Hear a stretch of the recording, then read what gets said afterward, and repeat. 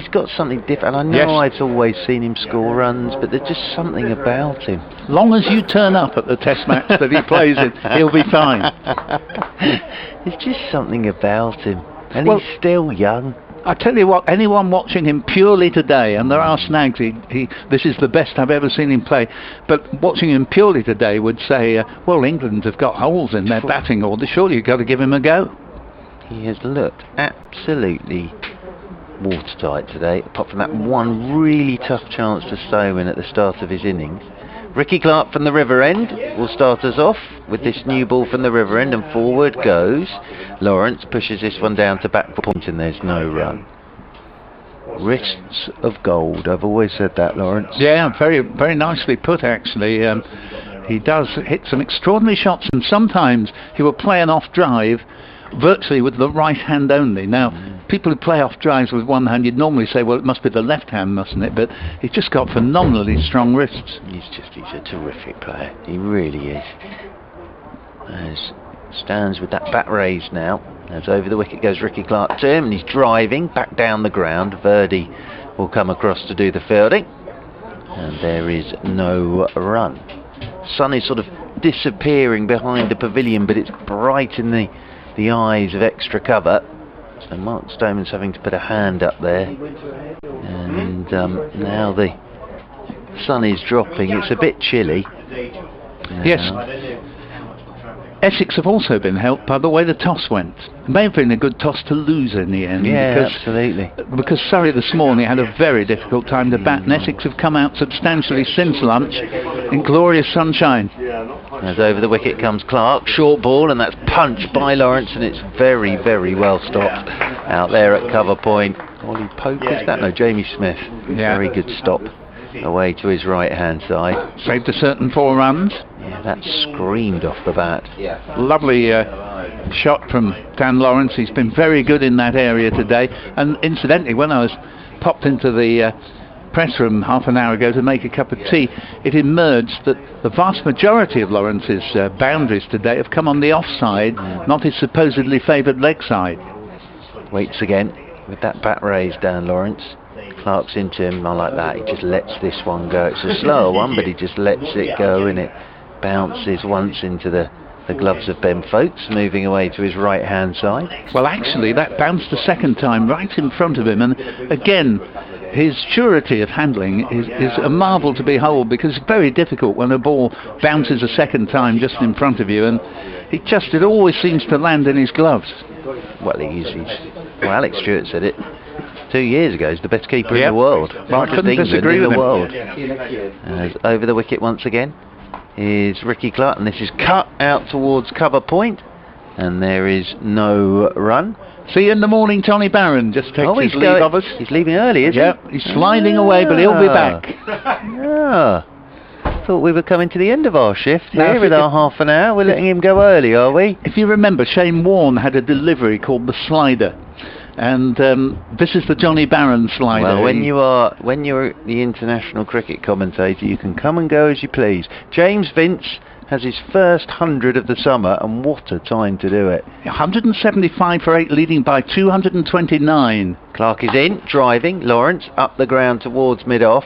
Verdi does the fielding, and there's no run. Well, I was going to do a change here, but Johnny Barron's already gone, because we've had our half an hour. We have. So I don't know what we do now. Mr. Gledhill, do you want to come in? Do you want to come in? I will make way for you. Well, you come in. I'll make way for Nick. Well, no, because then we'll keep the... oh, okay, all right. Yes, no, that's fine. Essex together, and... Have you got another day at Chelmsford, though? Yeah, I'm doing the next 2. Oh, good. All right, there you are. No, that's fine. I didn't want you not to have your last bit at Chelmsford today. Now that Johnny Barron, though, has completely, again, ruined any sort of rota system that we have by leaving early, we're having to change everything. Mornay Morkel coming in over the wicket, and he's beaten Ryan Tendescata with a beauty from the Hayes close end. Turned him round completely, and that's taken by Ben Folkes away to his right hand side. 289 for 4. Well, say when you're an international cricket, when you're the lead commentator, yes, you see, you can go when you want. That's right. Well, you're allowed to leave. Is it okay if I go now? And I said that. You should have said no. Yeah. Oh yes. You should have said no. Yes. You stay till the end. You want your full payment. You stay right to the end. But he's not going to go to the car park. We might be able to get him back. Oh, we're all right. As Tenderskata pushes this one from Morkel out into the offside. What an innings from James Vince. Funnily enough, we were having the conversation last week. James Vince, since his first class debut, has always made 100 in that summer. And we were saying last week, because he got to whatever it was last week and got out against Surrey, 91. He didn't score in his first 20 deliveries. You remember that period we were talking about when he didn't score a run for 6 overs, when it was 10 for 3, and he was in then. I can't believe the pitch has flattened out that much. No, it might just be, again, it's the old ball. We'll have to wait and see if that trend is continuing. He's being toasted in Chelmsford at the moment, though. As in over the wicket comes Morkel bouncer. Lawrence ducks underneath it. I mean, Somerset, we're going to be going to... they want to try and break this partnership tonight, but, they'll be going to bed a bit uneasy. They know, really, that, Essex are going to be, potentially, if they get 4 batting points and Somerset lose, they'll be 12 points ahead of Somerset going into the last round of games. That's a very handy lead. The other side of the coin, if Somerset win, they would be 4 ahead of Essex, assuming 4 batting points, which I think is probably the most likely scenario. Turns again to Morkel. Now he's in, and Lawrence wristily whips it away. Amar Verdi will come round from long leg, and they'll pick up 2. Slight misfield, and the throw comes in over the top of the stumps, and 292 for 4. Lawrence 142 not out. Ryan Tenderskata 73 not out. I think in a few moments we'll be crossing to BBC Radio 5 Live Sports Extra as well. They must be getting near the close at the Ageas Bowl. I think so. James Vince will be walking off to a standing ovation, I would have thought. As Morné Morkel is in. Over the wicket to Lawrence. Lawrence forward, pushes out towards cover point. And there's no run. Well, there's justice for you, because he waits all day to do his network bit, Johnny Barron, but he's already in the car driving home, so he's going to miss out on his... No, if they say now over to Chelmsford where we join Johnny Barron. Hopefully he'll be listening. Yes, that's right. Hopefully he's listening in the car going home early. That's what you really want, someone handing over to you when you're on the road. I think Kevin Howells knows him well enough that he'll probably have thought he's left early. As Morkel turns again in the distance. It shows you it's 6:27 and we're still perfectly playable. Morkel's in, and Lawrence turns leg side in there towards short mid wicket. There is no run. End of the over, so we've got 4 left today, and 4 overs remaining. 292 for 4. The shadow's encroaching right over the pitch. It's being cast by the away to our right, the executive boxes on the pavilion, and well, it's been a fantastic day for Essex, our Sports Extra listeners who are just joining us. Whereas yesterday I thought was quite an even day, all told, today has been really all Essex, with Surrey 152 for 4 slumping to 174 all out, and there was a 5-wicket haul for both Sam Cook 5 for 53 and Jamie Porter 5 for 62. And then Surrey actually fought back a little bit with the ball, and when Tom Westley was out, the first ball after lunch, the whole thing was nicely sort of... In fact, he was out at 26, Tom Westley, and Alistair Cook was out at 53. You think, well, it's quite close, isn't it? But it's all turned around a bit since then as Clark bowls, and that's... Bill Furby W, that's going to be very close unless it's an inside edge. Wow, he was very confident about that one, Ricky Clark, and I was wanting only an inside edge. My initial thought was the thing that was going to save Tenderskata there. Yeah, he must have hit that, otherwise that was the end of a very fine innings from Ryan Tenderskata of 73. But you must have got a little bit of a bat on that, and umpire Gould. So, umpire Gould saying that's going down, actually, I think. Yeah. Sort of signalling away umpire Gould as if to say cheerio. But yeah, what we have been witnessing today is Dan Lawrence playing one of the great innings. He's 142 not out, Dan Lawrence. Yes, that's the other side of the story, isn't it? That's the next bit of a story after Westley was out with a score on 26 and Cook with a score of 53. It was quite nicely in the balance then, but since then it's been Lawrence and two major partnerships as Clark bowls, and that's pushed up into the offside, and they go through for a quick single. And Tenduscarter moves to 74, 293 for 4. This in reply to Surrey's 174. So, yeah, 53 for 3. You kind of felt another wicket or two for Surrey, and we might be looking at a fairly even first innings. But then this is where Dan Lawrence started to take control of things. First in combination with Ravi Bopara in a stand of 72 before Bopara was out again in the first over after an interval, continuing a theme. He was bowled by Morkel straight after the break for 34, and then since that dismissal straight after tea, it has all been Lawrence and Tenduscarter who've gone from 125 to 292 for 4. That's the appeal for LBW, and again, this one not quite so concerted as Clark is striving for this breakthrough. But he was very close with the previous one, it has to be said, 293 for 4. Yeah, that's going down as well. Umpire Gould signalling that's going down. It's been outstanding, this, because we've been saying, with what's been going on at the Ageas Bowl that everybody's been listening to on BBC Radio 5 Live Sports Extra, this is a huge opportunity today for Essex, and Lawrence and Tenduscarter this afternoon have grabbed it by the absolute scruff of the neck. They have. Here's Ricky Clark, who's not given up, comes in from the river end, bowls lovely delivery, beats him outside the off stump, and that takes a lot of doing to beat Lawrence on 142 in this form, and this has been a very good over. There have been occasional moments where Surrey have put together testing overs. I remember one from Verdi in particular, and of course it should be remembered that Jordan Clark got 3 wickets and had to take some time off the field, which of course he couldn't immediately bowl when he came back on. But this is a wholehearted effort from Ricky Clark, who's caused more problems in this over than we've seen for quite a while. Yeah, new ball, isn't it? Yeah, we're in with the new ball at the over, moment. shows you a new ball can have an impact. It's just delaying Essex at the moment, but they haven't lost a wicket to it. A slip and a gully, and this is a defensive stroke up into the offside. I think there's now a reasonably clear policy of, from the Essex point of view, of batting through here, knowing that with still a new ball and the 10:30 start tomorrow, potentially they're going to have awkward batting conditions. And I think realistically, 293, we're in the 84th over, 350, they should be able to get there with the wickets left. 400 is still an outside chance in 110 overs. But there will be this perhaps slightly slower period of play against the new ball. I'd be really surprised if they even care about how long it takes them to get to 400. No, I mean 350 would certainly be, I think, probably beyond even their objectives at the start, actually, as on this pitch as Clark bowls, and that's clipped away around the corner down to fine leg for a single. And that takes Lawrence on to 143. Remember, he announced himself with 161 against Surrey at the Oval. And I think he was the 3rd youngest centurion in the first class cricket, I think, in England, when he got that big 100. So Surrey, a side that he likes scoring runs against. But this has been a phenomenal innings, and the sort of innings from someone who may yet come into England contention. I'm thinking that it is strange that with so many call-ups for Somerset, that Essex players, obviously with Cook having retired and Harmer unavailable, they've been the 2 key protagonists for Essex this season, and the reason why they're near the top of the table.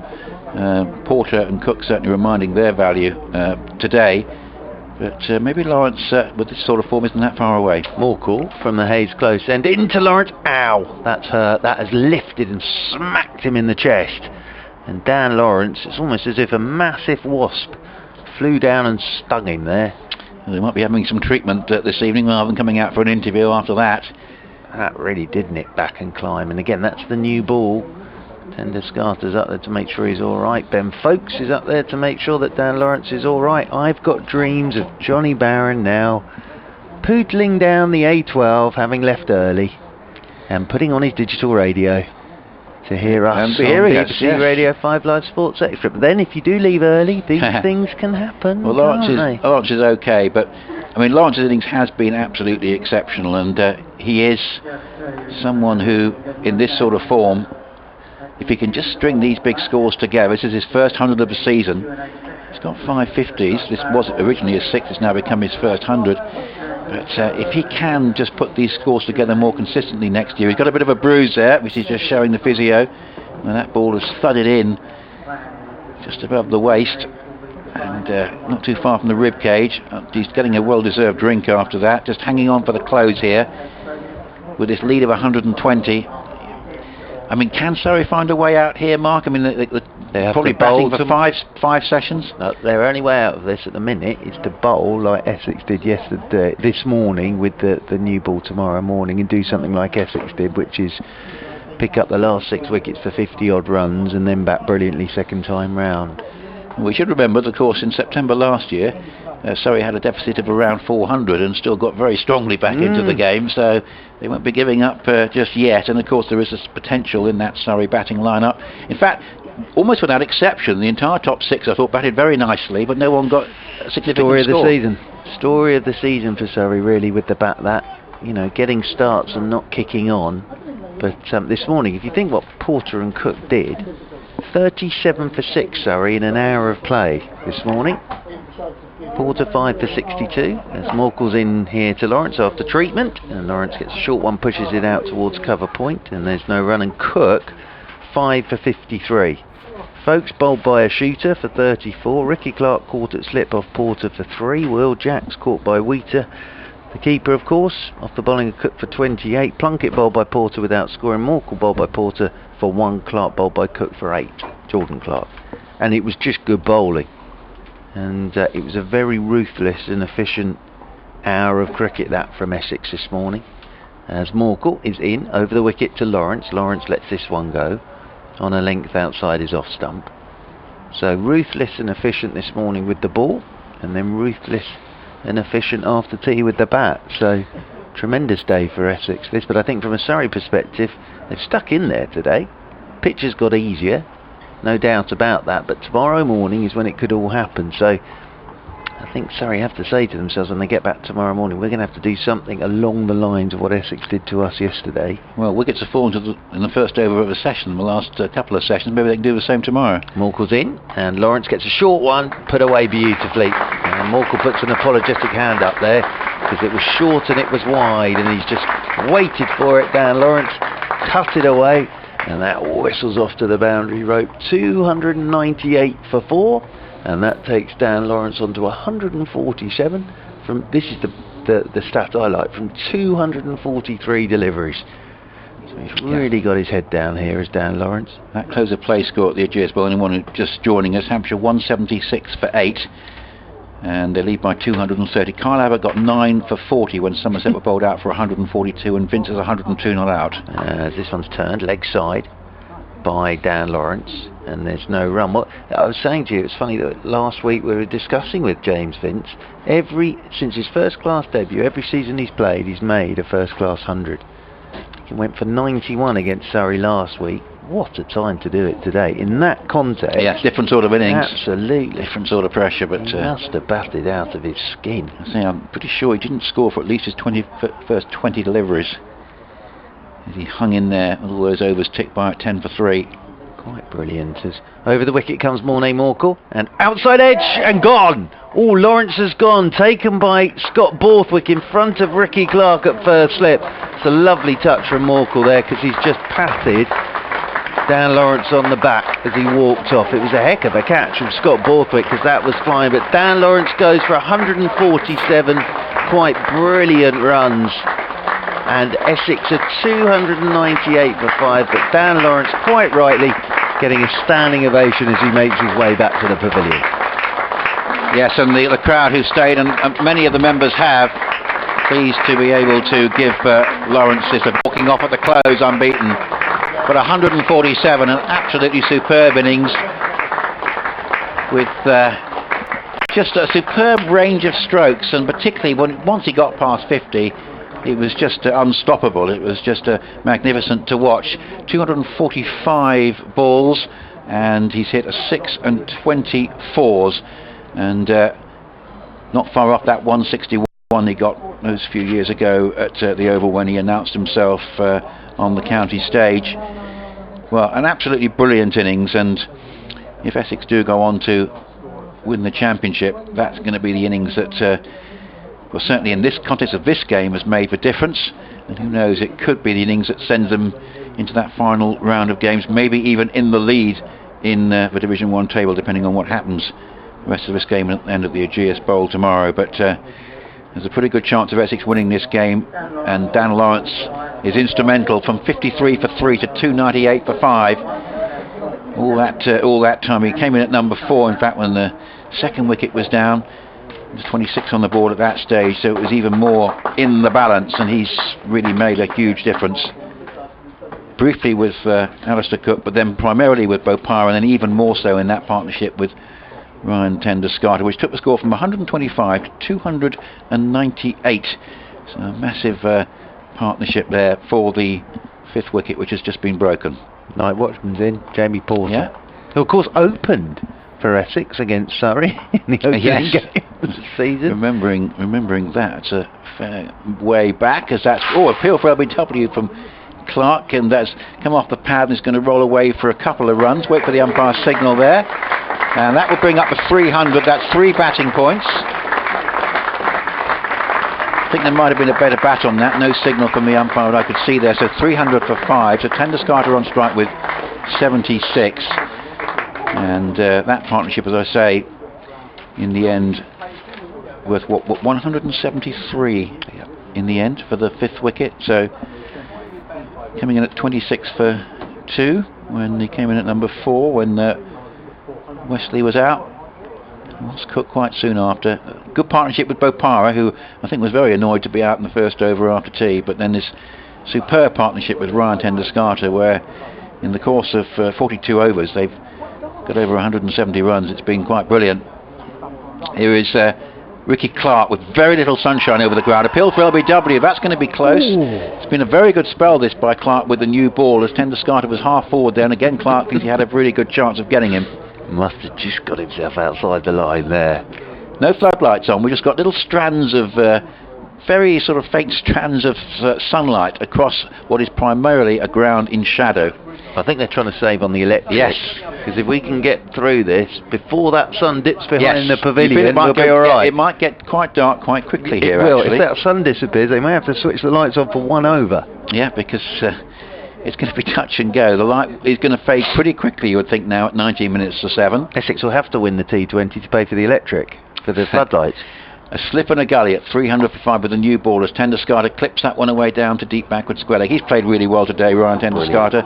He's on 77, he's hit 9 fours. It's been an ordinary season for him with the bat, with 100, but not many other significant scores. And when it's really mattered, he's come in today at number 6 and followed up Bopara's partnership with Lawrence with an even more emphatic one.